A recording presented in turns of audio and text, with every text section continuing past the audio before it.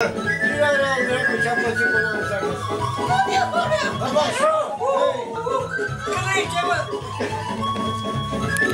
Ia ăla, stai ăla. Așa, bagă plină.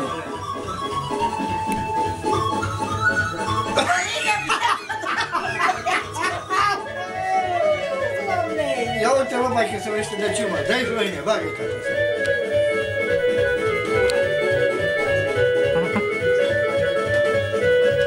Muzicale, ia uite cum face de trei. Tu-te Bredacii, pleacă Bredacii. Dar de ce ne filmești pe ăla de la serviciu? Da? De ce ne filmești pe ăla de la serviciu? De ce dracu? Ne dă pe noi să râdă alea. Vrei să râdem și noi de ele?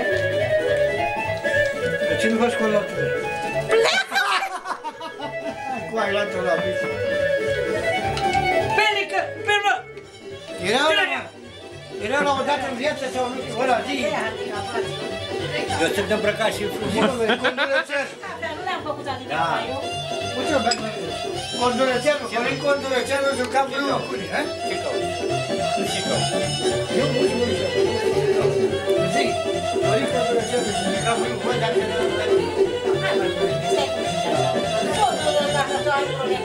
Florine, te bat!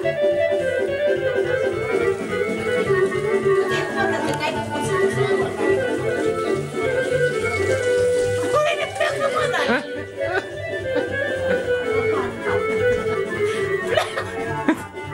Monica, spune să plece, că ți-l bat!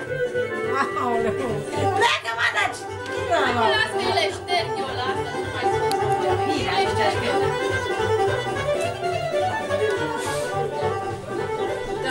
Alo? Bă, mă, și acolo? Nu e, bă, nu e. Păi mai aveați mai mult Florin, stai în locul. Intră-ți în mână, că a zis acum, n-are Florin cameră. Cine? Filmez la Maica. Nelu Bucurescu, n-are băiatul că a filmat și la noi. Dă-mă sticla de bere, unde dracu ai pus-o? De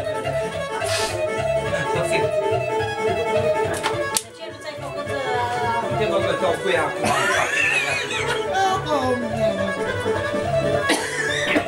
Dacă tu îl vezi pe ăsta plin de sânge, nu